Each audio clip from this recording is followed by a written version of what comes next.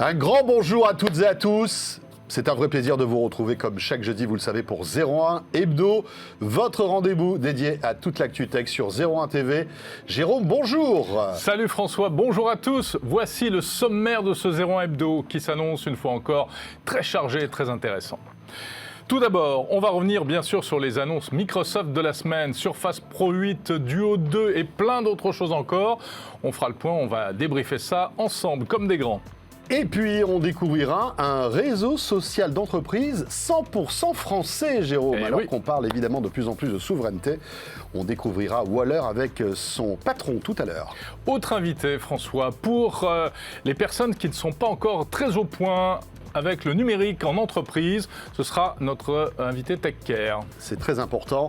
Et puis le test de ce 01 Hebdo, ce sera la modèle Y avec Dimitri Charitsis, qui a eu la chance de la tester. Elle est belle ta nouvelle voiture. Elle est belle, hein. Le rouge, Jordan viendra à pied, lui, comme d'habitude, pour nous présenter sa story, le meilleur de Kickstarter. Il nous a encore déniché des trucs improbables. Oui, le dernier truc qu'on a vu, là, je ne sais même pas ce que c'était. Mais c'est ça qui est bien avec Jordan. Hein.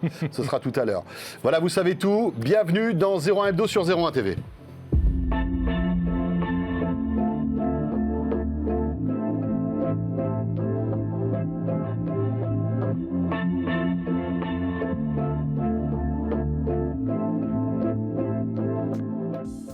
Et c'est déjà le numéro 325 de 01 Hebdo. Merci pour votre fidélité. C'est vrai, 325 émissions qu'on fait ensemble, Jérôme. Tu te rends compte ? C'est beau, quand même. Je vais verser une petite larme. Une petite larme. On ne bouge pas, t'as vu ? Exactement. Si on prend la première émission et celle d'aujourd'hui, on est exactement pareil. Bon, vous savez comment ça se passe, hein, 01 Hebdo. Ce sont des invités, des chroniqueurs et bien sûr... de l'actu. Et de l'actu.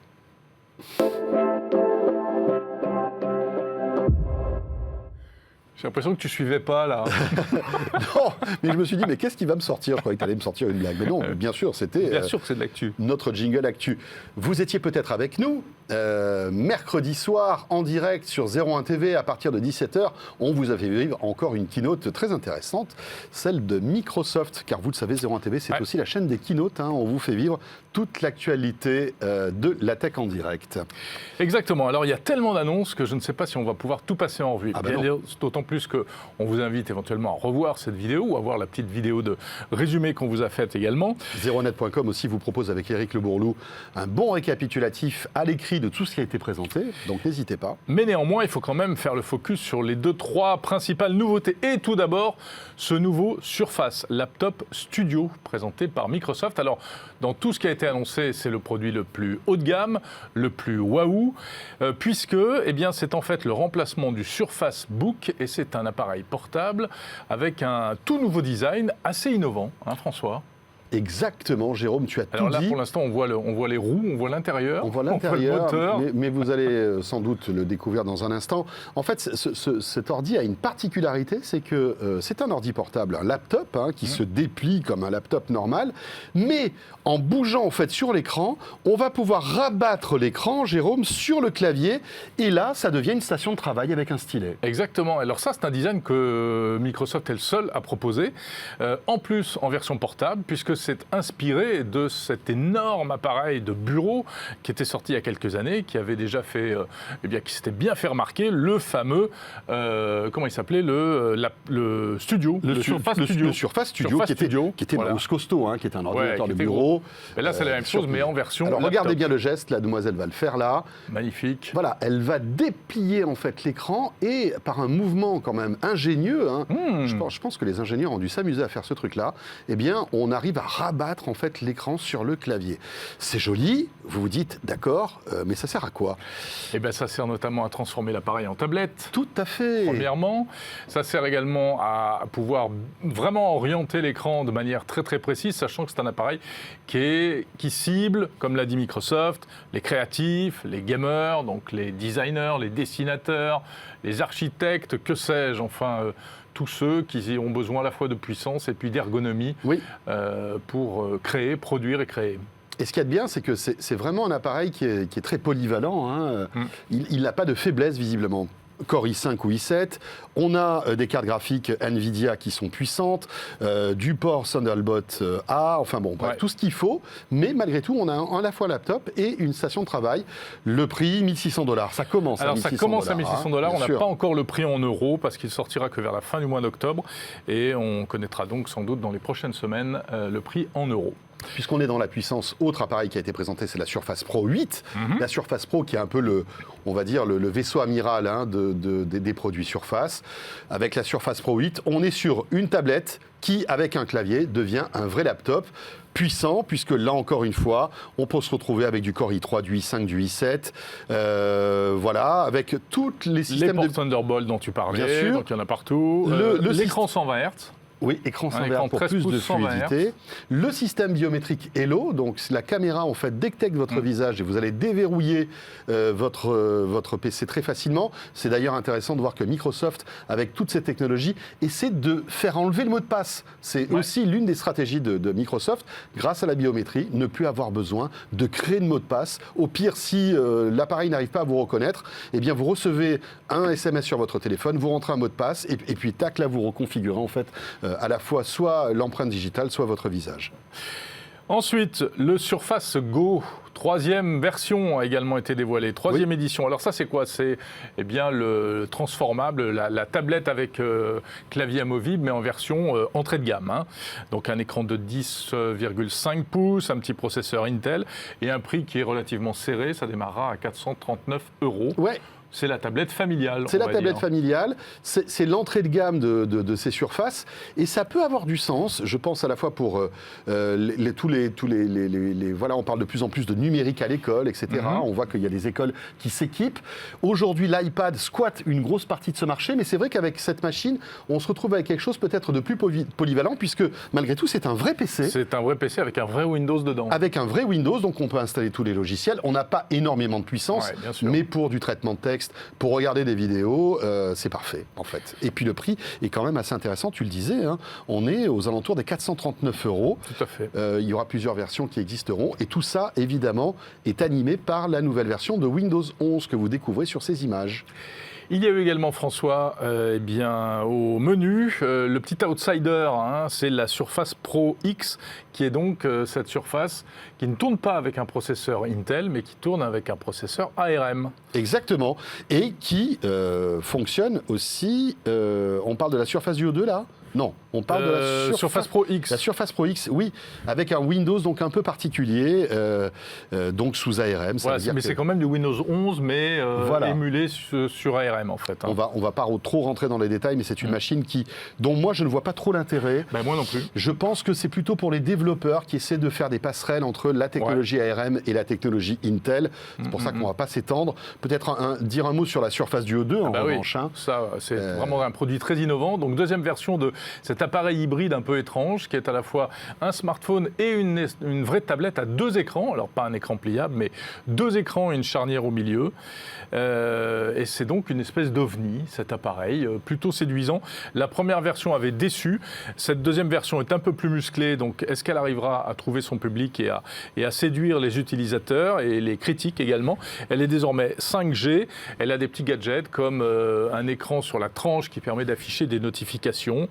Voilà, et puis elle est compatible avec le fameux stylet, toujours le même stylet de Microsoft. Et puis rappelons que voilà, c'est une tablette qui tourne, enfin une tablette, un smartphone tablette qui tourne sous Android. Ouais. Malgré tout, on retrouve tout l'environnement logiciel de Microsoft, hein, avec Word, Excel, PowerPoint, etc., etc. Il nous tarde de l'avoir en main parce que c'est vrai qu'on avait été déçus par le premier modèle sorti l'année dernière. On voit que Microsoft ne lâche pas l'affaire avec ce produit, on verra bien. Voilà, et puis Microsoft a également dévoilé un nouveau stylet qui s'appelle le Slim Pen 2, avec un système de retour haptique qui, paraît-il, sur certains écrans donne l'impression d'écrire comme sur du papier, etc. Et ce stylet qui est compatible avec tous les produits qu'on vient de dévoiler. Et puis cette souris, qu'on vous a montré là en vidéo il y a un instant, c'est la Microsoft Ocean Plastic. Une souris abordable, 25 $, et qui joue la carte de l'écologie, puisque 20% de ce plastique est issu en fait du plastique qu'on a pu récolter en mer. Dégueulasse. Bon, au moins, c'est mieux là que dans les mers. Hein, exactement. Et vous savez qu'il y a de plus en plus de plastique, évidemment, qui flotte et qui se retrouve après échoué sur les plages. Il y a des gens qui les ramassent, on peut le recycler et il intègre de plus en plus de produits. Des paires de lunettes, par exemple, qui sont fabriquées avec ce plastique, mais aussi des souris. C'est pas une raison pour continuer à acheter du plastique dans la mer. Non, ça c'est pas bon. Il ne faut pas faire ça. Hein. Voilà pour les annonces Microsoft. Les annonces Facebook aussi, puisque Facebook a annoncé de nouveaux produits. Et là encore, Facebook ne lâche pas l'affaire avec ses Portal, Jérôme. Portal, c'est quoi? C'est un assistant vocal avec écran et avec intelligence artificielle intégrée. Vous connaissez ça chez Google, avec Google Home. Vous connaissez ça chez Amazon avec Alexa. Eh bien, Facebook essaie également de se glisser dans cet interstice, sur ce marché des assistants vocaux avec écran. Alors, là-dedans, on a l'assistant Alexa. On n'a pas Google, mais on a aussi... Il peut aussi répondre aux mots-clés Hey Portal, donc il a un peu son propre assistant, mais dont on trouve vite les limites. Hein. C'est plutôt Alexa qui prend le relais. Mais surtout, ils mettent le paquet sur la communication avec la vidéo et une caméra vidéo qui est intelligente. Alors, c'est pas la première génération de ces portails, je crois que c'est la deuxième, Jérôme. Alors ça, je crois que c'est le premier qu'on voit, en fait. Voilà. Mais donc, il y a 2 nouveaux modèles qui viennent d'être dévoilés. Des produits assez innovants, quand même. On se souvient que l'année dernière, on avait été surpris par cette caméra qui zoom toute seule. La SmartCam qui te suit. Et qui, depuis, a été intégrée sur l'iPad. Voilà, c'est assez amusant, d'ailleurs. Hein. En fait, il y a une seule caméra qui va vous détecter et zoomer sur vous si, par exemple, vous bougez dans la pièce, si, par exemple, vous êtes dans la cuisine. La caméra va vous suivre. Et ça, c'est du soft, c'est de l'intelligence artificielle. Et Facebook nous avait agréablement surpris l'année dernière avec ça. Donc, 2 produits, on le disait. La Portal Plus, qui est faite pour être branchée à 369 € avec la SmartCam dont tu parlais. Et puis, et ça c'est complètement nouveau sur ce marché, si je ne m'abuse, la Portal Go qui est portable avec une batterie intégrée. Oui. On n'a pas l'autonomie, hein, je ne connais pas les chiffres annoncés d'autonomie. Ça coûtera 229 € et on pourra faire de la visio avec WhatsApp, Messenger et Zoom. Et à noter que le logiciel qui est dans Portal et qui équipe tous les Portals déjà disponibles va se mettre à jour prochainement. Et il supportera également WebEx de Cisco et ultérieurement il supportera Teams. Donc vraiment, il y a un gros effort qui est fait sur la pour visio. s'ouvrir en fait à tous les services. Exactement. Parce qu'on se rend compte qu'on n'a pas forcément envie tous de se retrouver sur Messenger, en tout cas sur le service vidéo de Messenger pour discuter. Voilà, c'est Portal. Et puis, Facebook aussi... L'orne sur les entreprises. Sur les entreprises avec un Portal for Business. Exactement. Ils vont sortir un Portal for Business qui sera une version comme ça d'assistant avec écran pour les entreprises. Bon, on verra. Les petites et moyennes entreprises, ce sera leur cible. On verra si celles-ci sont intéressées par ce type d'outils. Voilà, dernier mot sur tous ces assistants vocaux, vidéo. Vous savez que Facebook n'est pas le seul sur ce marché. Il y a à la fois Google, mais aussi Amazon. Et Amazon s'apprête à lancer de nouveaux produits, alors qu'ils ne seront pas sensiblement les mêmes, mais on est toujours dans cette gamme d'Echo Show. Vous savez, ces écrans qui répondent à Alexa et qui intègrent de plus en plus de technologies. Cherchez le mot, c'est ça. Et voilà, les Echo Show. Et oui. Bon, un petit mot, François, sur un truc qui va peut-être changer pour nous tous dans les années à venir. Hein, vous connaissez ce truc-là, voilà, le petit bitonio ici, et puis le câble qu'on met dedans, j'en ai pas sur moi. Le port Lightning, c'est ça? Voilà, le port Lightning. Ben non, peut-être que le port Lightning va disparaître.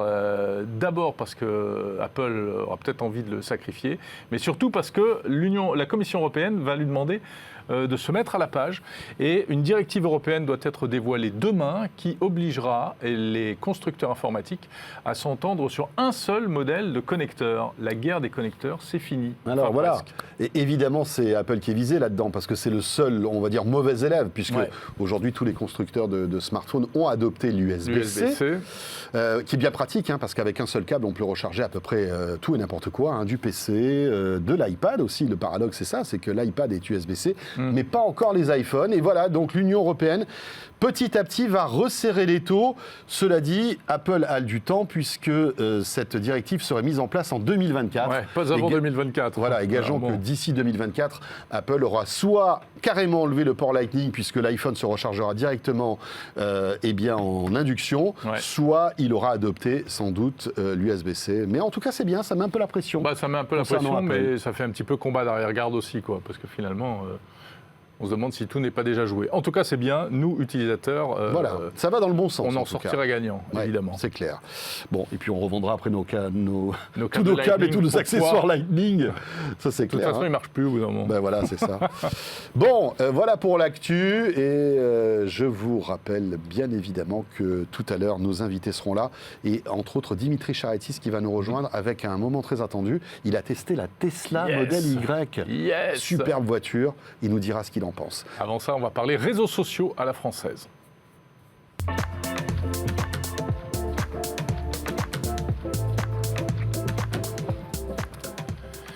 Jérôme, un réseau social à la française. Mais ça existe, évidemment que ça existe, bien sûr. Et nous sommes ravis d'accueillir Thomas Forêt de Waller. Bonjour à vous. Bonjour Thomas, Bonjour bienvenue sur le plateau de 01 Hebdo. Et vous allez nous parler de Waller, on l'expliquait tout à l'heure. Ouais. Il annonce la couleur, Thomas. Il a le drapeau français au revers de la veste. Bravo. Oui, parce qu'il y a des notions de souveraineté, sujet très important actuellement. Est-ce que vous pouvez nous présenter Waller? De quoi s'agit-il? Oui, Waller, c'est une plateforme qui existe depuis presque 10 ans maintenant, qui est une plateforme collaborative et sociale. C'est un réseau social, en fait, qui est beaucoup utilisé aujourd'hui dans les entreprises, dans les associations, dans les écoles, et qui a une particularité, c'est qu'on a tout fait, quand on a construit cette plateforme, pour protéger les internautes qui sont inscrits. Ça fait aujourd'hui près de 700 000 personnes qui sont inscrites sur Waller. Et voilà, notre modèle, c'est vraiment la sécurité, la sécurisation des données, zéro exploitation des données et un service qui fonctionne vraiment au top.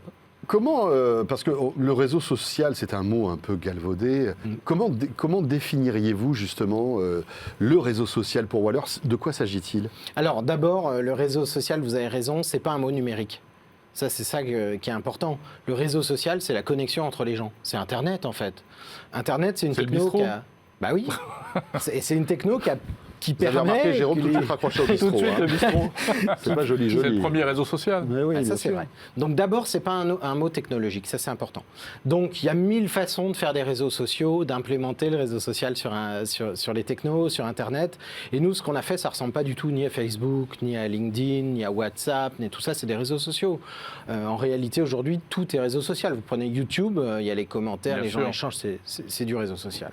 Donc nous, ce qu'on a fait, c'est une plateforme qui permet d'implémenter des réseaux sociaux privés. Ça, c'est la première idée de Waller. Vous allez sur Waller, c'est pas une place publique. C'est une place où vous pouvez créer votre propre sphère, c'est ça qu'on dit. Et dans cette sphère, qui est votre réseau social, vous allez inviter vos collègues, par exemple, pour une sphère pour discuter entre collègues. Vos amis, par ailleurs, dans une autre sphère étanche pour discuter entre amis, etc. En fait, c'est une myriade de réseaux sociaux. C'est pour ça qu'on parle souvent d'anti-Facebook à propos de Waller. Oui, on dit beaucoup anti-Facebook. Alors moi, j'aime pas tellement cette expression, bien qu'à l'origine, clairement, il y a une volonté de ma part d'avoir créé quelque chose qui soit autre chose que Facebook et mieux pour les gens. Moi, je dirais plutôt un après Facebook. C'est quoi l'idée de ces plateformes, une fois qu'on en aura une saturation telle qu'on n'en puisse plus à tout exposer dans la vie publique. Oui, avec les dérives de complotisme, de haine, exactement, tout ça. Exactement. Qu'est-ce qu'il y aura après? Et on le voit bien aujourd'hui, ce qu'il y a après, c'est les messageries. Les messageries, c'est d'ailleurs, il y a beaucoup plus de trafic sur Internet en termes de messagerie. Oui, donc le succès de WhatsApp, encore etc. plus d'emails, d'ailleurs, que sur les réseaux sociaux en tant que tels. Et donc, pour nous, l'avenir, c'est la conjugaison entre des réseaux sociaux et cet aspect privé qu'implémentent les messageries, mais simplement en SMS ou en texte ou des images. Bon. Mais nous, ce qu'on a fait, c'est un réseau social privé. Et ça n'existait pas. Qui utilise Waller aujourd'hui? Waller est utilisé, essentiellement en France, je dois bien le reconnaître. Un petit peu en Europe, ça commence, puisqu'on a la Commission européenne qui nous a choisi pour 2-3 projets, aussi des établissements scolaires, beaucoup. En France, qui nous utilise? Beaucoup d'associations, beaucoup de familles, d'amis sur des tout petits réseaux. Et puis les plus grandes plateformes qu'on ait sont les entreprises et les grandes écoles. Voilà. Et ce qui est intéressant, c'est que d'un point de vue commercial cette fois, puisque Waller c'est une entreprise qui gagne de l'argent, qui a besoin de croître et d'avoir un modèle pérenne, ce qu'on a remarqué, c'est que cette technologie, au début qu'on a imaginée pour la vie privée, elle a intéressé beaucoup d'entreprises qui aujourd'hui sont les plus grandes entreprises stratégiques en France. Évidemment, je ne peux pas forcément les citer. Vous ne pouvez même pas en citer une pour qu'on ait une idée, non? Je peux vous citer une chose. Et d'ailleurs, on vient de recevoir le label il y a 2 jours. c'est les armées françaises qui nous ont choisis comme outil de communication pendant cette crise du Covid-19. D'accord. Et ça, je peux vous le citer parce que c'est un service public, mais les entreprises privées, malheureusement... Combien d'entreprises vous font confiance aujourd'hui ? Aujourd'hui, on a près de 200 entreprises qui nous font confiance. Parmi elles, des grandes références. On a Carrefour, on a... alors, pas seulement des entreprises, aussi des institutions. On a Pôle emploi, par exemple, qui a un très grand réseau, 150 000 utilisateurs. On a des grandes écoles, on équipe l'école polytechnique et Sciences Po. Enfin, voilà, c'est très divers. Et ça, c'est intéressant parce que la techno qu'on a créée, elle n'est pas spécialisée dans un domaine ou autre. Je retiens ce que vous avez dit tout à l'heure concernant Facebook, qui est arrivé un peu à une espèce de sommet. Est-ce que vous pensez qu'on atteint le déclin maintenant de ce type de réseaux sociaux, notamment Facebook, avec la montée en puissance des messageries ? Sincèrement, vous, en tant qu'observateur de tout ça, Facebook est arrivé au plus haut et va pouvoir descendre maintenant, que descendre ? Je me demande comment je vais vous répondre, parce que pendant des années, j'ai défendu l'idée de dire qu'effectivement, il y avait un avenir après Facebook, que Facebook d'ailleurs rachète les propres sociétés qui constituent son avenir. Bon, on a vu ça avec Instagram et WhatsApp facilement, et puis les solutions de réalité augmentée. Avec Oculus, oui. Oui, exactement. Ce que je me dis aujourd'hui, c'est que ces ogres-là, qui sont en fait des colons numériques sur nos territoires, on peut continuer à essayer de réfléchir à leur propre avenir, mais j'ai envie de ne pas vous répondre, et j'espère que vous ne m'en voudrez pas. J'ai envie de vous dire qu'il est grand temps de réfléchir, nous, à notre propre avenir. Quelles sont les solutions que nous pouvons faire émerger, nous, en France, en Europe, aujourd'hui ? Et je pense que ça n'a rien à voir avec ces solutions-là. Et peut-être que la France a quelques qualités pour faire émerger ces solutions dites souveraines aujourd'hui. Et on dit souvent souverain. Bon, ça peut paraître barbatif. C'est vrai que c'est un mot qui est un peu à la mode et galvaudé. C'est-à-dire qu'aujourd'hui, je suis bien d'accord avec vous. On la met partout. Oui, on la saupoudre même. Tout est, même le cloud blue de Microsoft pour l'État est souverain. Bon, ça c'est une grande blague. La réalité, c'est qu'en France et en Europe, on peut construire quelque chose de différent qui n'a rien à voir avec ces solutions-là. Elles existeront et probablement pendant très longtemps et elles évolueront en solutions, en réalité, en métaplateforme, puisque c'est ce qu'on voit avec leur nouveau système de réalité virtuelle. Donc on comprend bien, Thomas Fauré, que derrière ça, il y a une sorte de combat positif, mais combat dont vous n'êtes d'ailleurs pas le seul combattant, parce qu'il y a de plus en plus de solutions françaises qui sont là, qui sont encore toutes petites, pas très connues, etc., mais qui sont des alternatives aux grands géants américains dans une optique de souveraineté. Est-ce que malgré tout, vous pensez que vous n'êtes pas assez soutenu récemment ? Vous vous êtes un peu écharpé publiquement avec le secrétaire d'État au numérique, Cédric O, pour une histoire de t-shirt. Oui. Ça vous a choqué, cette histoire-là ? Il est apparu avec un t-shirt Google. Il était 23h, j'étais en train de coder, parce que j'ai jamais le temps de coder pendant la journée, mais bon. Et je vois ça sur Twitter. Ça laisse sans voir. Alors, il faut expliquer le contexte. Alors, j'explique le contexte. C'est lors d'un événement d'aide à une association. Bon, très bien d'ailleurs, l'association, en l'occurrence, on a nous-mêmes fait des dons pour cette association qui s'appelle e-Enfance. Cédric O donc participait à un match de foot caritatif et arborait un maillot de sport. Et comme tous les membres de son équipe. Comme tous les membres de son équipe, qui par ailleurs étaient des membres du gouvernement ou de l'État ou des députés, etc., avec un énorme logo Google. C'est Google qui finançait une bonne partie. Oui, vous auriez vu les dons. Franchement, Jérôme, vous auriez vu, c'était 40 000 € en somme sur une dizaine d'acteurs qui en donnaient. Vous prenez 40 entreprises de France qui donnent 1 000 €, on y est. Ouais. Donc vous avez envoyé un petit tweet à Cédric O. J'ai envoyé un petit tweet à Cédric O pour lui dire, je voulais pas l'agresser parce que c'est pas, ça marche jamais. Je lui ai simplement dit, on vous envoie notre maillot et j'espère que vous aurez la fierté de le porter. Parce que c'est tout de même Cédric O ou quelqu'un d'autre. Et voilà, il l'a fait, on voit la photo. Le ministre chargé de défendre la France, quoi. Bon. Et c'est ce qu'il ne fait pas, c'est ce que je regrette. Bon, mais il a eu il a eu le fair play quelques jours après de poster cette photo. Et ce qui a été plutôt apprécié, pardon. Parce que ça passe par là aussi, la bataille pour la souveraineté, par la communication, par la communication, par la politique, etc. Très bien, voilà Waller, donc. Waller, merci beaucoup, Thomas Forêt. À merci tester peut-être dans votre entreprise. Et n'hésitez pas à nous dire ce que vous en pensez. Merci beaucoup, Thomas. Jérôme, on va enchaîner avec un autre rendez-vous, vous le savez, que vous appréciez dans 01 Hebdo. Il s'agit de Tech Care, et c'est tout de suite.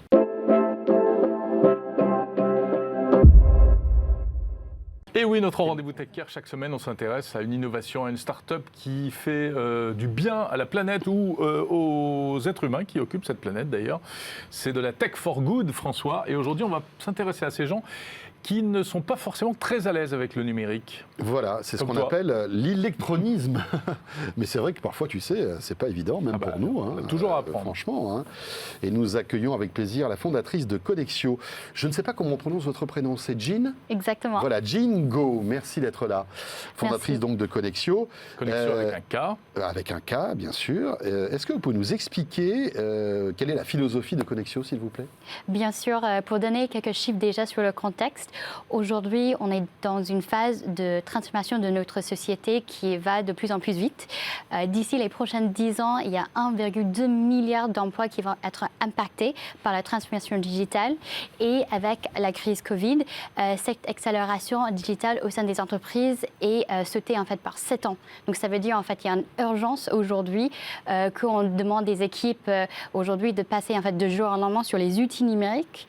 Mais d'autre côté, en fait, en tout cas en France aujourd'hui, il y a en fait beaucoup de personnes qui sont en fait passées de côté dans ce cas-là, parce qu'aujourd'hui il y a 13 millions de personnes en France qui sont éloignées du numérique. Ça veut dire qu'ils n'ont peut-être pas les outils, l'équipement, ils n'ont pas les bonnes compétences pour bien maîtriser ces outils. C'est-à-dire que 13 millions, parce que c'est un chiffre comme ça qu'on balance, mais on ne sait pas trop ce que ça représente, ce sont des gens qui sont fragiles vis-à-vis du numérique. Exactement. Ou ont peur, ou ne maîtrisent pas les outils. C'est ça ? Ça fait 13 millions de gens. Exactement. Donc je pense que chaque fois je dis ça, c'est un peu étonnant de voir en fait le nombre de personnes. Parce que c'est un cinquième de la population. Oui, mais il y a de tout là-dedans. Il y a des gens qui effectivement sont incapables d'allumer un ordinateur, et puis il y en a qui ont déjà quand même un peu de... Et puis il y en a qui ne sont pas connectés au réseau, parce qu'il ne faut pas oublier qu'il y a des gens qui sont dans des déserts en fait du numérique, où il n'y a pas de réseau. Oui, il y a ce problème-là aussi, l'accès au numérique. Exactement. Et chez nous aujourd'hui, ce qu'on voit, c'est vraiment la diversité des besoins aussi. C'est important aussi parce que quand on parle de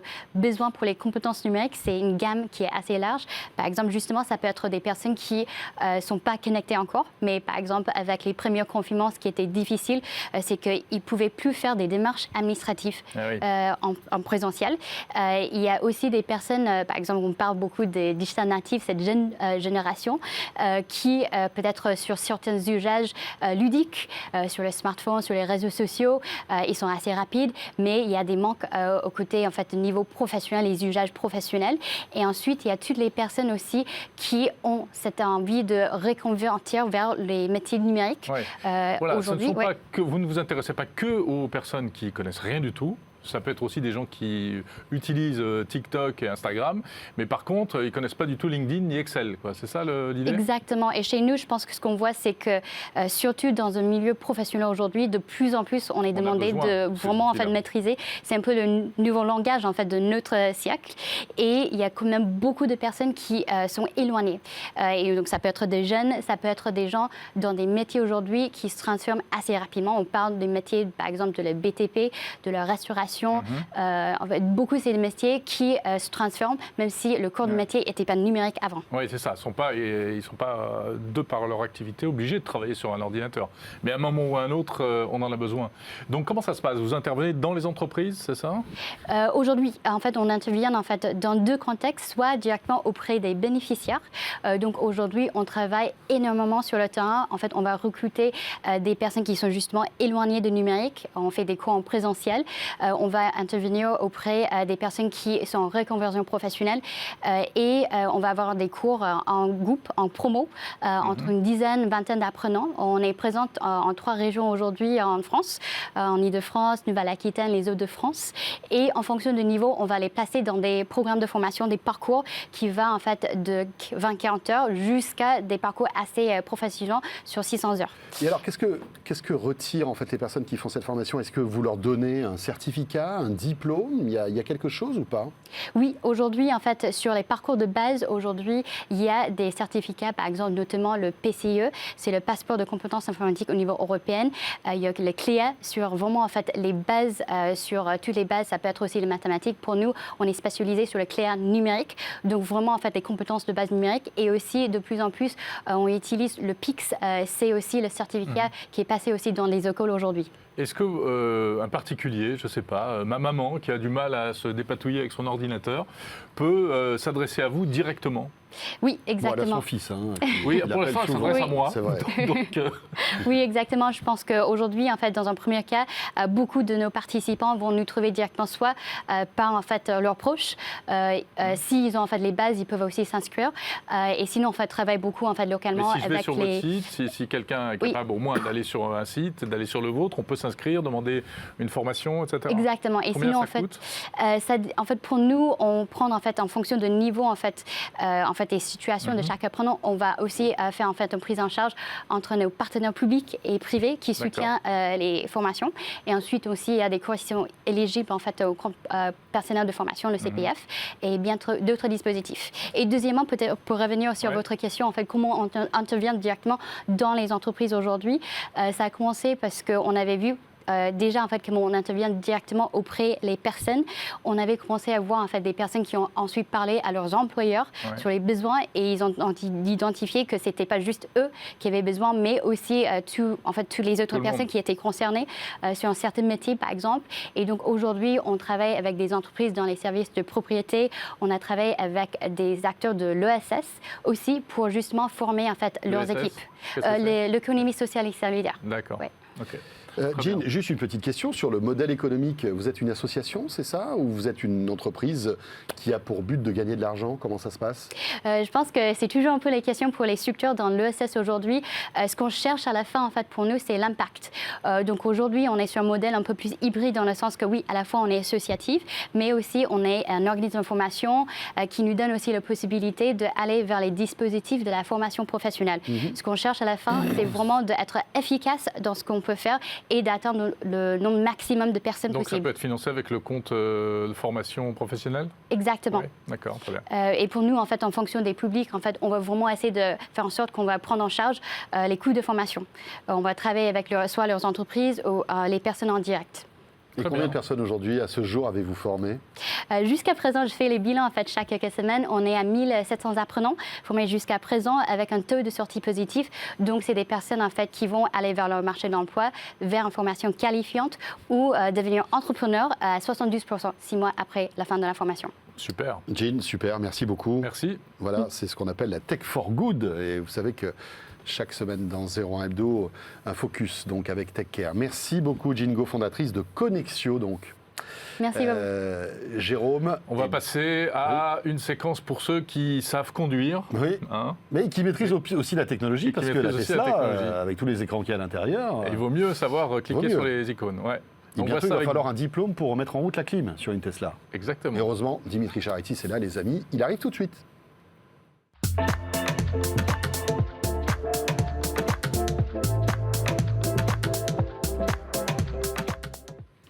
Moi, tu sais quoi, quand je serai plus grand, je vais être Dimitri Charitis. Moi aussi. Voilà. Moi aussi. Moi, il n'y a pas 36 trucs.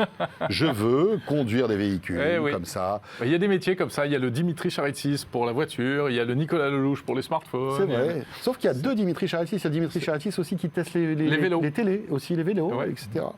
Bonjour Dimitri. Bonjour monsieur. Comment on fait pour devenir Dimitri? De très longues études, essentiellement de très longues études. Et de la passion. Une grande passion et un grand talent. Alors, la Model Y, Dimitri, on plaisante, mais bon, c'est quand même une voiture très attendue. Oui, en fait, je viens vous parler d'une voiture qui est sortie il y a 2 ans, qui ne révolutionne pas grand-chose en termes de design et qui pourtant risque d'exploser les ventes cette année et même dans les années à venir. Vous l'avez dit, c'est la Model Y. Et si on devait résumer, alors j'ai exagéré le trait volontairement, mais effectivement, c'est une voiture qui est sortie en mars 2020 maintenant aux États-Unis, en janvier dernier en Chine, et on est, nous pauvres Européens, dernier service sur ce modèle-là, qui est franchement l'un des plus attendus chez Tesla. Et elle arrive là. Elle arrive, les premières livraisons ont débuté début septembre.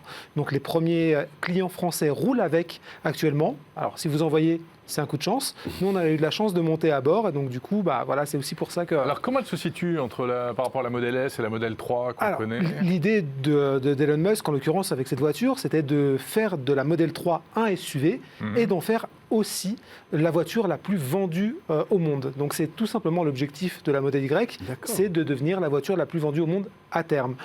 C'est vraiment un peu le flagship de Tesla. Exactement. Et alors, pour le coup, Tesla a plutôt bien fait les choses. Je plaisantais à peine sur le design, mais en réalité, on a une Model 3 qui est légèrement surélevée et légèrement agrandie. Ah, ça, c'est bien, parce qu'elle est trop basse, la Model 3. Ah, elle est trop basse. Non, elle est trop basse pour les grands. Aucune voiture n'est trop basse. C'est pour ça que je l'ai pas pris. Aucune voiture n'est trop basse. Elle est plus grande qu'une Model 3 ? Elle est beaucoup plus grande. Alors, longue ? Elle est aussi plus longue. C'est un format SUV, donc c'est un moyen SUV. Sur les vidéos, là. Voilà, on a l'impression qu'elle est très compacte, exactement. mais en fait... Elle est légèrement plus grande qu'une Model 3. Elle est inférieure en longueur et en largeur au gros SUV qui est le Model X, mais ça reste quand même une voiture familiale qui peut aller jusqu'à 7 places. C'est un beau bébé, quoi. Voilà, il pourrait y avoir jusqu'à 7 places dans un futur modèle. Là, pour le moment, c'est le modèle classique. Nous, leur seule version disponible pour le moment, c'est la grande autonomie. C'est celle qu'on a testée. Et vous le voyez, en fait, voilà, c'est une Model 3 qui a été surélevée. Alors, avec deux différences. Je dis bien un Model 3, en fait, c'est pas simplement un point de vue esthétique. Il faut savoir que 75% des pièces qu'il y a dans le Model Y existent sur la Model 3. Donc voilà, c'est vraiment, on voit, c'est les mêmes optiques à l'avant. Il y a un bouclier qui est un tout petit peu allongé, mais globalement, ce sont les mêmes traits. Les deux principales différences, c'est sur le toit. Là, on a un toit en verre qui est formé d'une seule pièce. Panoramique, voilà, c'est chouette. En une seule pièce, alors que sur la Model 3, il y a une petite barre centrale. Et la très très grande différence, elle se situe à l'arrière. On n'a pas un coffre comme sur la berline, on a un haillon comme sur certaines compactes, sauf que là, le haillon, il ouvre sur un coffre énorme. Alors, c'est pas tout à fait notre... voilà, il fait 854 litres. C'est pas tout à fait le genre d'argument sur lesquels on attend Tesla, parce que c'est des arguments très classiques de constructeurs, on va dire, traditionnels. Mais malgré tout, sur ce format-là, sur le format du petit SUV, ça reste très important. C'est le record de sa catégorie, auquel il faut ajouter en plus un sous-coffre, un coffre à l'avant, sous le capot. Voilà. Donc clairement, c'est une voiture familiale et c'est l'idée, c'est quand Jérôme va chez Ikea, la Model Y, c'est parfait. Il peut repartir avec toutes les Billy qu'il veut là. Il n'y a aucun problème. Les Billy, tu les empiles là. Toutes les Billy, toutes les couleurs, etc. Je les ai déjà toutes les Billy. Même le canapé, il rentre. Exactement. Voilà. C'est l'argument massu de Tesla. On a une Model 3 en format SUV. Mais là où ça va un peu plus loin, parce que forcément, des SUV électriques, il y en a quelques-uns. Déjà, elle est un peu moins chère que les SUV concurrents, les SUV électriques concurrents. Quand on regarde du côté du groupe Volkswagen, chez Mercedes, ça dépasse allègrement les 70-80 000 euros. Là, on est sur une version grande autonomie à 59 990 euros, ce qui permet d'avoir le bonus à 10 euros près. Voilà, 2 000 euros de bonus pour le moment à 10 euros près. Et, donc on a 2 000 euros de bonus. Voilà, on a 2 000 euros de bonus jusqu'à la fin de l'année. Voilà, à peu près, exactement. Donc c'est pas donné quand même. C'est pas donné et c'est la raison pour laquelle elle est arrivée un peu plus tard sur le marché européen. Chez Tesla, on juge tout simplement qu'il y a plus d'acheteurs potentiels pour ce genre de voiture aux États-Unis et en Chine. Mais aujourd'hui, elle est là. Clairement, c'est un modèle qui... je ne suis pas revenu malgré tout sur... quelque chose qui est essentiel, c'est le plaisir de conduire. Mais bien sûr. Mais alors évidemment, on va t'écouter là-dessus. C'est très important. Est-ce que c'est une agréable surprise, cette voiture ? C'est une très très bonne surprise parce que généralement les SUV et a fortiori les SUV électriques, je ne vais pas dire que c'est un peu monotone, mais en dehors de l'accélération, il n'y a pas grand-chose. On est évidemment bluffé par le couple comme à chaque fois, mais là, alors c'est un choix là aussi de la part de Tesla, c'est d'avoir en fait une direction un peu ferme, d'avoir en réalité une Model 3, de se rapprocher au maximum de la conduite de la Model 3. Donc c'est un SUV qui comporte les avantages d'un SUV et même un peu plus compte tenu, on va dire, de l'espace d'agrément et de rangement. Mais à côté de ça, ça se conduit comme une petite berline de manière très agréable. Et franchement, on a de très très bonnes sensations à bord. Avec des performances à la Tesla, j'imagine ? Évidemment, forcément, un 0 à 100 en 5 secondes sur cette version-là qui ne sera pas la plus puissante. Alors, Tesla ne communique pas sur... le 0 à 100 sur 5 secondes, c'est pépère chez Tesla. Hein. Oui, parce que rappelons qu'il y a des modèles... Oui, c'est moins de 2 secondes sur la version plaide. Mais alors là, pour le coup, c'est une voiture qui est plus haute, beaucoup plus lourde. On dépasse les 2 tonnes. Et voilà, c'est pas avec cette voiture qu'on pètera les records. Non, le Nürburgring attendra là-dessus. Il n'y a pas de souci. Voilà, c'est pas une voiture faite pour la compétition, mais c'est clairement une proposition en termes de voiture familiale qui risque de compter cette année. En termes de multimédia, c'est le top. Alors, c'est du très classique. Là, quand on ouvre la portière de la Model Y, on tombe sur une Model 3. Je vous disais, à l'extérieur, il y a quelques changements. Et bien, à l'intérieur, il n'y en a pas du tout, ou presque pas. On a des rangements qui sont un peu plus grands du fait de l'espace à bord. Mais sinon, c'est exactement la même planche de bord, le même écran de 15 pouces, et évidemment le même OS. En face, hein. Non, il est toujours sur le côté. Ouais. Voilà, c'est un coup à prendre. Ouais. Au début, ça peut paraître un petit peu déstabilisant. Ça peut déstabiliser, mais finalement, on s'y fait assez vite. Et pour avoir conduit plusieurs Tesla, il faut 3-4 jours pour se faire un petit peu à cet environnement-là, mais au final, ça vient tout seul. Quelle est l'autonomie de cette voiture ? Alors là aussi, c'est assez intéressant, parce que je vous disais, elle est sortie il y a 2 ans, et malgré ça, avec 507 km d'autonomie WLTP, elle reste quasiment au sommet de ses catégories. Il n'y a pas grand monde qui va la concurrencer. Il y a le Mach-E le Mustang, et peut-être la Ioniq 5 qui vient de sortir, qu'il faudra tester, mais qui est un petit peu sur ces eaux-là. Et on parle de quoi comme autonomie 507 km. Avec, là aussi, on a été assez bluffé quand on l'a testé. Et on peut atteindre 500 km d'autonomie ? Oui, justement, c'est ce que j'allais vous dire. Évidemment, si on évite les autoroutes, c'est toujours la condition. Le rendement à haute vitesse, c'est une catastrophe. Et voilà, dès qu'on dépasse les 130 km, les 110 km/h, qu'on arrive entre 110 et 130, clairement, l'autonomie plonge. Mais quand on roule, alors en ville, on a eu des consommations à moins de 14 kWh par 100 km sur notre essai. Pour une grosse voiture comme ça, c'est exceptionnel. Typiquement, moi, sur ma Zoé, quand je suis content. C'est ce que j'allais dire. Un gros SUV comme ça pour la ville, ça n'a pas de sens. Ça n'a pas de sens pour la ville, mais pour les petits déplacements, pour du périurbain, et même pour partir en vacances, parce que concrètement, là, avec cette voiture-là, on peut envisager de partir en vacances. Les superchargeurs, il y en a à peu près, il y en a 100 en France, il y a 100 stations, donc clairement, c'est tout à fait faisable de partir. Tu peux la recharger en combien de temps, ta voiture ? Alors, tu passes de 20 à 100% ou 80 de 5 à 80% en 15 minutes. C'est 250 kW la puissance de recharge, donc ça va très très vite. Bon, il faut trouver après des bornes à 250 kW, quoi. Chez Tesla, c'est pas loin d'être une borne sur 3. Les superchargeurs, oui, c'est vraiment pas mal pour le coup. 15 minutes, c'est incroyable. Ça va, voilà, ça clairement. On commence à entrer. Alors voilà, là, ce qui est intéressant, c'est que cette phase 2 de l'électrique. Voilà, et cette phase 2, en fait, par les concurrents, elle est atteinte seulement maintenant en termes d'autonomie. Ce sont les SUV sortis cette année qui proposent à peu près, je dis bien à peu près 500 km d'autonomie. Chez Tesla, concrètement, là-dessus, on a 1 an et demi, 2 ans d'avance. Donc voilà, proposition ultra intéressante, clairement un modèle très réussi. Et alors, je ne vais pas m'engager autant qu'Elon Musk, parce que j'ai évidemment pas de part chez Tesla.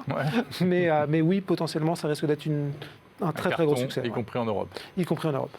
Voilà, super. Et puis rappelons que cette voiture arrive en Europe, mais il y a aussi la Gigafactory de Berlin. Oui, qu'est-ce qu'elle va nous sortir qui s'apprête à ouvrir.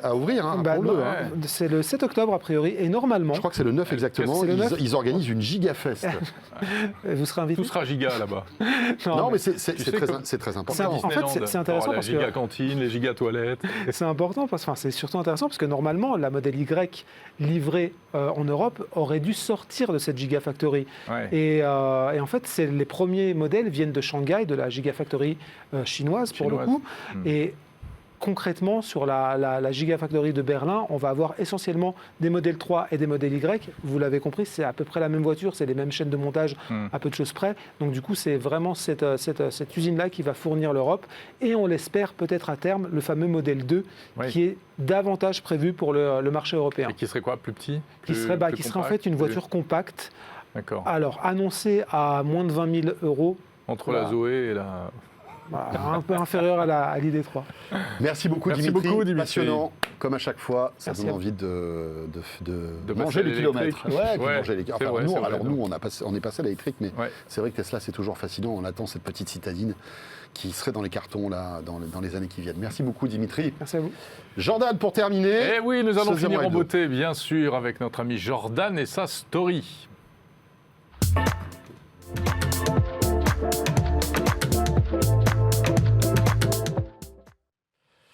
Jordan Cossino, mesdames, messieurs. Il est là Il tous les s'installe. jeudis dans 01 Hebdo. Comment ça va, mon grand? Bah écoutez, ça va. J'ai essayé de demander une petite Tesla à Dimitri, ça n'a pas marché. Ça a pas- J'étais très très triste. Il n'a pas voulu? Non, pourtant il en a 6, hein, Mais sachez-le. il en a 6. Il sait plus quoi en faire. Il en a 6 dans 20 garages. Il est différent dans Paris. Voilà, c'est ça. Bon, tout va bien? Mais il est fou furieux. Ça va le coq? Oui, ça, les sponsors se voient, c'est bien Ah ça. ouais, le sponsor, dis donc. Ils vont être très contents. Ah ouais, c'est comme, On rigole, hein, Cédrico évidemment. avec Google. Oui, hein. voilà, c'est ça. Très bien. Enfin, ça, c'est le code sportif, c'est français. C'est au moins, français, c'est ouais. bien. De quoi on Jordan. parle? Aujourd'hui, petite sélection de 3 produits et franchement, c'est 3 produits que j'adorerais tester pour une fois vraiment où je me dis, j'aimerais bien, tu vois. On va commencer avec le premier, il s'appelle Upcore et il me parle tellement. C'est un projet qui a récolté 167 000 €, donc ça a été financé, ça a très bien marché. C'est un produit qui parle malheureusement à beaucoup de gens, c'est pour se tenir un peu mieux. Tu vois, typiquement, Jérôme, dans la manière dont tu... il s'est redressé direct avant que la caméra arrive. Mais tu vois, on a tous, et je le vois, Bien sûr. et c'est un vrai problème, on est tous tout le temps comme ça, Courbés, comme ça. bien sûr. Et je le sens, et moi déjà, du haut de mes 25 ans, hein, c'est quand même, hein, j'ai déjà mal au dos, etc. Et je trouve que c'est vraiment un mal de plus en plus fréquent chez plein de gens.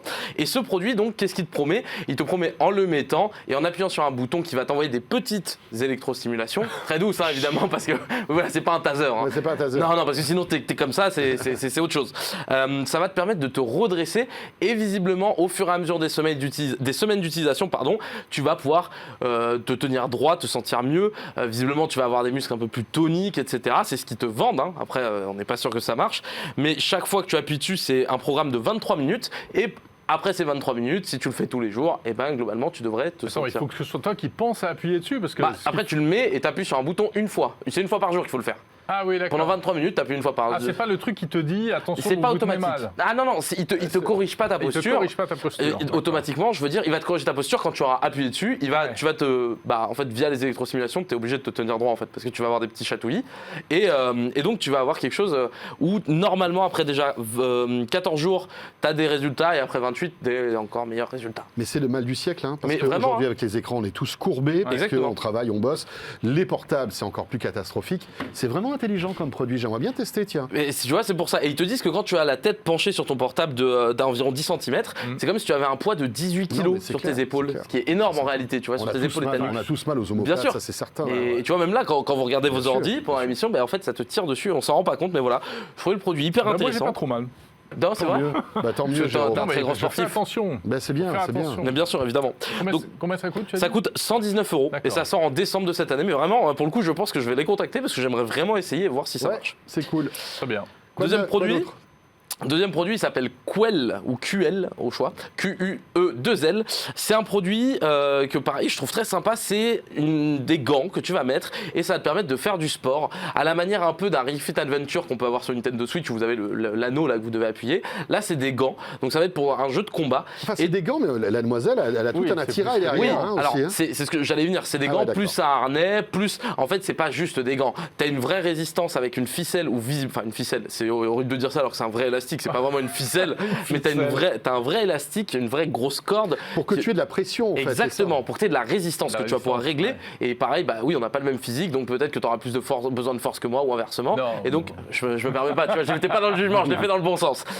Mais tu vas pouvoir régler et mettre donc des coups. Visiblement, c'est assez précis. Quand tu les écoutes, évidemment, ils vont pas dire que ça ne marche pas, mais selon eux, c'est très précis. Tu as des capteurs sur les gants et tu as un jeu qui est fourni avec et qui va te permettre de C'est dépenser. pour faire du homeboxing. Exactement. Et je te dis, c'est un peu à la manière d'un Ring Fit Adventure parce que sur le jeu sur Switch, tu affrontes des ennemis un peu mignons. Là, tu vois, tu as un jeu en cel shading un peu type Borderlands ou quoi, Ouais. qui est plutôt, que Ouais, je ça a trouve l'air plutôt sympa, tu vois. Et pas voilà. mal. Et c'est compatible avec plein d'applis. Tu as l'appli Under Armour, l'appli Nike, l'appli Google Fit. Enfin, tu as moyen de mettre des stats dans plein Parce que d'applis. ce qui est top avec ce truc-là, c'est vrai qu'il y a le hardware, mais après, il faut tout le soft, il faut C'est ça. tous Ah ouais. les jeux, les C'est ça. logiciels C'est qui ça. sont compatibles. en Là, fait. ils te disent qu'il y a un jeu qui est compatible avec, sauf que bon, si t'as qu'un jeu qui sort sur les 5 prochaines années, à un moment donné, tu vas te dire, bon, je m'ennuie un Ça serait peu. top de se plugger sur la Nintendo, tu Ça, vois, par exemple, ouais. D'avoir un truc où c'est assez ouvert pour Et que les avec un développeurs Oculus. puissent s'en servir. Ah bah là, tu mets un Oculus et ça, franchement, ouais, c'est c'est- incroyable. ouais. L'expérience est folle, vraiment. Tu hein. Mais casses encore- tout chez toi, mais bon. Mais possible. encore faut-il que voilà, Oculus et eux discutent pour C'est développer ça, c'est ça. des passerelles. Après, ils se lancent, là, ils ont quasiment récolté plus d'1 million d'euros, donc t'es pas à l'abri que ce soit une petite start-up que t'attends Google a racheté Quell dans Ouais, quelques années ou ou quelques Facebook, mois, tu vois. ou Non, mais tu sais pas, Oculus, ouais. c'est vrai. Hein. Et en effet, un Facebook qui rachète serait pas déconnant vu, Ouais, vu ça, la c'est production clair. AR, Ah ouais, VR. pas mal. Donc voilà, petit produit que je trouve très sympa. Ils disent quand même que tu peux avoir une une résistance jusqu'à 25G, ce que je trouve énorme d'ailleurs, mais sur le bras, et que tu as un temps de latence inférieur à 1 milliseconde, donc le truc serait quand même hyper réactif à partir du moment où tu tapes. Donc très curieux, tu vois, c'est typiquement un produit que j'adorerais essayer. Bon. Et alors, c'est dispo déjà? Alors, ça a été financé, comme je t'ai dit, ils ont récolté quasiment 1 million d'euros. Ça arrive en juillet 2022 et ça se vendra, je crois, un peu plus de 200 €. Donc, bon, ce qui est un peu cher, on va pas se mentir. Ouais. Mais si tu utilises tous les jours. Exactement, tu es chez toi. Oui, ça fait faire de l'exercice. Tu te fais une petite séance, ça peut être cool. Ça peut remplacer une salle de sport. Ouais, parce que là, tu fais de la cardio aussi. Hein, Là, ça te tue, ça, je pense. Là, ça te Vraiment, tue, ça, c'est très violent. Et on enchaîne. Dernier produit, petit produit écologique, c'est important aussi, hein, on n'en parle pas assez. Ça s'appelle Lomi. Alors ça a récolté 6 millions d'euros. Wow. C'est juste énorme, c'est un projet canadien. Qu'est-ce que c'est Lomi? En gros, ils sont partis d'un constat de se dire, ok, c'est bien, faut faire du compost, faut être écolo, etc. Mais pas tout le monde a forcément la possibilité de faire du compost parce que on n'a pas la place. Pas la place, les odeurs, ça peut te ramener. Bon, eux, ils prennent l'exemple aux États-Unis des raccoons, des ratons laveurs qui peuvent venir, etc. Les raccoons, Toi, t'en as beaucoup. Paris Des raccoons, hein. Des raccoons, bien sûr, vers chez Jérôme. Vous trouvez c'est un zoo de raccoons. Non, donc ils partent de ce constat, dire que c'est un peu compliqué, et ils ont créé Lomi. Qu'est-ce que c'est? C'est une sorte de boîte dans laquelle tu mets tes produits que tu mettrais au compost. Et en fait, tu vas appuyer sur un bouton et ça va te transformer ce que tu as mis dedans en compost que tu vas pouvoir utiliser en engrais ou autre. Je trouve ça assez incroyable. Tu mets aussi des trucs en plastique? Ah, bah t'as du plastique biodégradable. Ouais, si c'est du plastique biodégradable. Ah oui, non, c'est pas le plastique du coin. Non, c'est un plastique précis, mais tu peux le mettre dedans.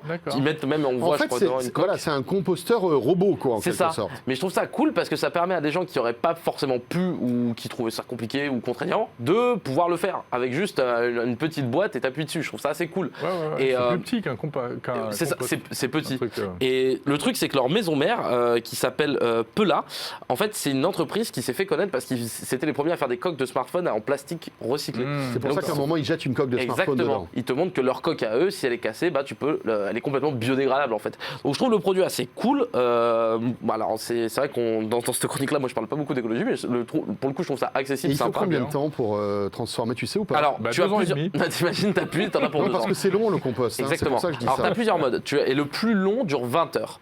Mais donc voilà, tu peux le lancer et le lendemain, ce qui est quand même assez rapide. Ouais, en soi. c'est rapide. Après, tu le Parce fous dans qu'il faut tes des plantes. semaines. Normalement, sur un C'est très long. composteur C'est normal, très, il très faut des Mais semaines. dis-moi, si ça consomme de l'énergie pour fabriquer, pour économiser par ailleurs. C'est là où j'allais y venir. Malheureusement, ils te communiquent pas, La consommation voilà, c'est ça. électrique Je sais du pas produit. si le truc c'est une usine à gaz derrière ou pas. J'imagine. Après, quand tu vois un peu, ils parlent pas trop de comment ça fonctionne, mais ça fonctionne via un filtre à charbon et un petit moteur. Mais si le moteur il est hyper énergivore, c'est plus vraiment rentable. Exactement. Mais voilà, produit que je trouve sympa, 340 € quand même, c'est pas donné, et ça arrive en janvier 2022, mais je trouvais ça intéressant. Voilà. Tout à fait.